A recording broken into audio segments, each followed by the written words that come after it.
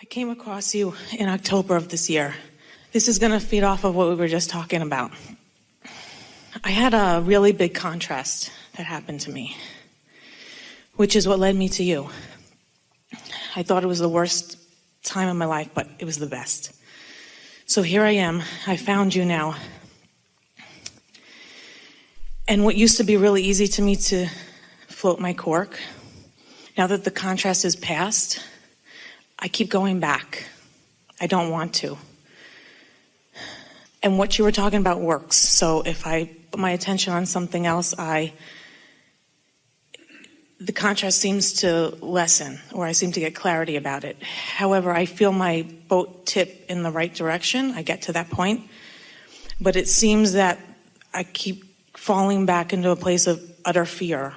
Well, the reason for that, when something has happened that is significant enough that a lot of momentum has happened around it, because law of attraction will keep giving you little pieces of it. Different things in your today remind you of it, and so it's easy to go there because it's still somewhat active in your experience. So there's a tendency to want to, we've been calling it relitigate it, go back and sort of play it over again. But all that does is keep it active longer and make it more likely to keep showing up. And so it is enough, and we want you to hear this too. It is enough for you to just be consciously aware of what's happening.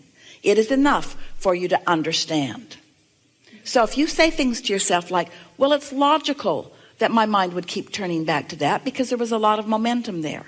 And it's logical that my mind would turn back to that because it's the opposite end of something that I really want.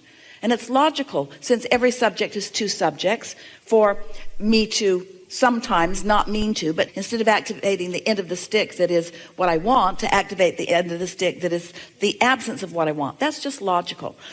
And what we're asking you to do is just be nice to yourself about it, to acknowledge that it's logical, but that you don't have to get carried away with it, because after all, just like all the things that you said to us when you first began, it is the past, and you do have the ability to think about other things. The reason that time does have the potential of, in human vernacular, healing all wounds, the reason that time does have the potential of doing that is because your now can distract you into higher vibrational places. But if you keep relitigating it, if you keep going back and playing it over and over in your mind, then even though you're moving through time, your vibration isn't getting higher. And so not only does it stay with you, but other things like it now come into your current experience. So these are the things we want you to acknowledge. I'm aware my guidance system is working. I can tell when I'm doing that thing I'm doing that is not productive or good for me. And so knowledge is really powerful. Just understanding something. We really like it when Esther chooses the word understand. We like what you think it means, and we like what it really means, what's standing underneath. In other words, it's a premise or a basis of understanding. And law of attraction is an understanding that you have. And your emotional guidance system is an understanding that you have. So it's good when you recognize that these feelings are not good for me. Therefore, this thought is not a productive thought for me. Therefore, it would be prudent for me at the times when it's most easy for me to think thoughts that lead me into another place.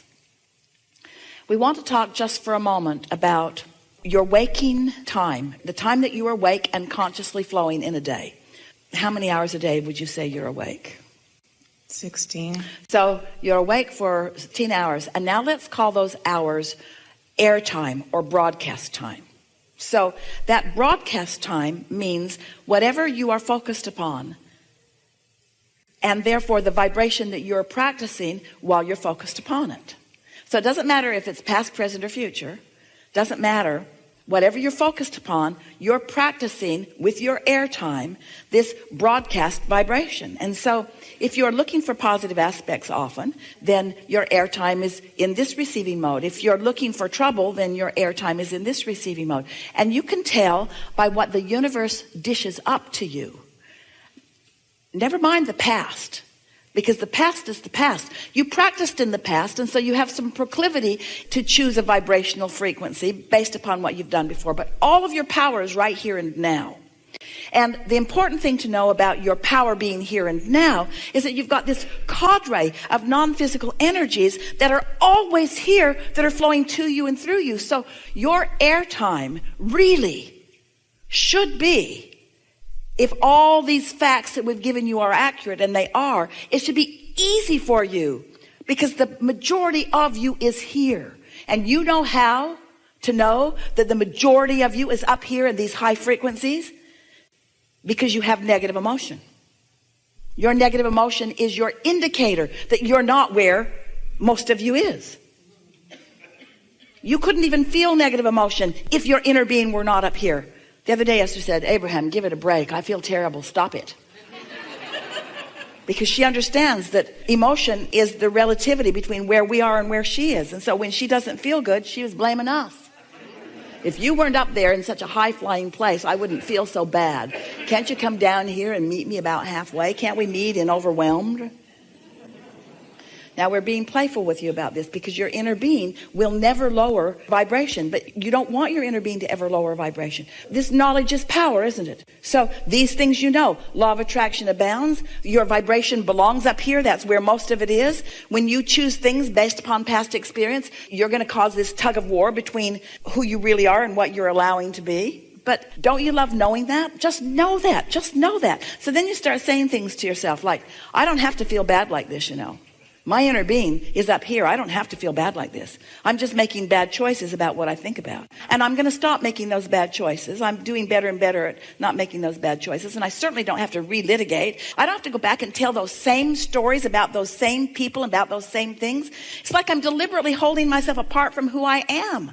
And your inner being, who loves you more than life itself, because it is life itself, your inner being loves you so much and yet will not give you the break of lowering vibration so that you can feel better. You've got one option and one option only if you're going to feel better. You've got to find some way of letting go of whatever it is that's holding your cord away from where it belongs. It's that simple. There's no way around this.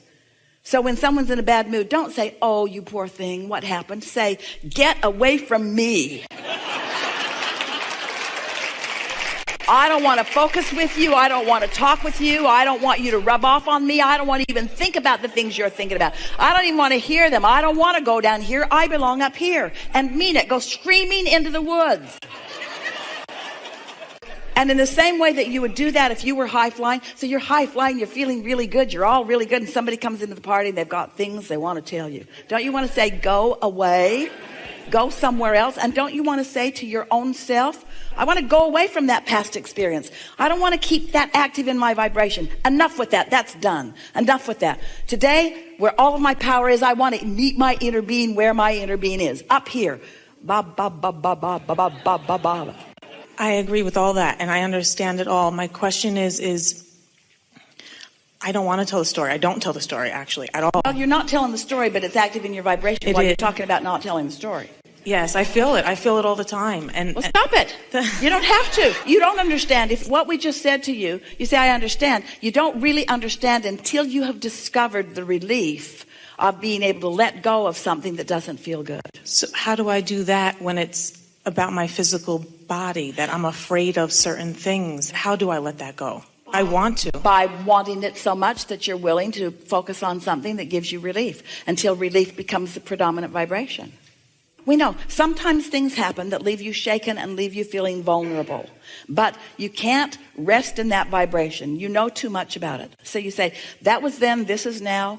That was the result of the thoughts I was thinking then, and what's coming next is the results of the thoughts that I'm thinking now. And that was beneficial because it launched me into a place of understanding things that I didn't understand before. How lovely is it to know what causes what? Isn't it nice to know that what you think matters and that you can tell by the way you feel what you're thinking? And isn't it nice to then begin exercising some control over your thoughts? You just have to take the path of least resistance. It's like sometimes when Esther is watching some of the political stuff that feels so awful and all of those medical commercials, she says, I think I have a little gout. I think I might have some mesothelioma. I think I've got some of that too. In other words, you just can't watch that without wondering. And then they say, take this, but watch out for all that. And Esther says, ooh, yum, give me some of that. Give me some of that. I would love to have all of those side effects. And even though she thinks she's being playful about it, it's still active in her vibration while she's doing it. She would be so much better off to turn that television off and not watch that, not let that activate something within. Don't give it any airtime, you see. Pay attention to what you're giving airtime to. Because what you give airtime to is what causes you to rendezvous with what's in your vortex. You're new to this, but you're understanding everything that we're saying. Just be easy about it. Don't worry about what you're saying, but care about how you're feeling. And the faster that you catch a negative emotion and change the thought in the early subtle stages, the easier it will be. It's like the analogy that we've offered for so many years of Esther discovering those roads in San Francisco. She couldn't believe people drove on them. And we said, imagine your car sitting at the top of one of those hills, and just for fun you think, I'll just take the car out of gear and release the parking brake, and I'll just nudge it a little from behind, and I'll just see what happens. You know what will happen. It'll start down the hill and it will gain momentum. It'll get faster and faster and faster and faster. So before it even gets started, you think you're going to play, so you release the brake and you nudge it a little and it starts to move, and then you come to your senses and you get out in front of it and you just let it bump up against you and it stops because there was not much momentum, so it's easy to stop. But if you wouldn't want to be at the bottom of that hill trying to stop it. Never mind, I changed my mind. Is it safe to say when I think a thought that, oh, if I do this, something terrible is going to happen to my physical apparatus, and I feel that negative emotion, is it safe to say that my inner being does not think that way about that, that thought is... When you say, I don't feel safe, your inner being would never say that. When you're using the word safety, you really mean vulnerable. But it is accurate to say that the negative emotion that you feel when you don't feel safe is what it feels like when you don't feel about the subject that you're thinking in the same way that your inner being thinks about it. That's always true. Your inner being has a different point of view than the point of view you have when you feel negative emotion. That's always true. So every time you have negative emotion, you can know that your inner being knows something different than what you are focused upon in that moment. Yes, yes, yes, yes, yes. But your inner being is not your only point of attraction. Your point of attraction is the combination between what your inner being knows and what you are allowing yourself to know. And so releasing those resistant thoughts and sort of clearing them off your path allows your vibration to consistently be in a higher place. And then the results of that are a different manifestation. And it's really wonderful. We always say we really like it when something happens in your life that causes you to finally begin doing the only thing that works anyway. Those were your words to us. Until something happened, you weren't asking in a strong way. And because that happened, now you're asking in a strong way. And that's what we meant earlier when we said sometimes your inner being will actually call you into something that you would call a problem in order to get you to ask a question that will serve you in a stronger, more powerful way. And that's what this is all about. Now you understand, you see. Now you understand. I'm pretty hard-headed. It took a lot for me to go through to get here. You're all hard-headed because law of attraction causes you to be hard-headed because you get what you think about. It's no wonder that you believe what you believe, because a belief is just a thought that you continue to think. So you think the thought, and then the thought manifests, and then you look at the manifestation, and then you say, see, and then you believe it more, and then you observe what's been manifested. Law of attraction is your best friend and your worst enemy, because law of attraction brings to you what you are consistently thinking about. But you have a lot of leeway, you see. Don't let anything worry you. Understand. Just understand. Don't you feel like you understand? Do you know that you create your own reality?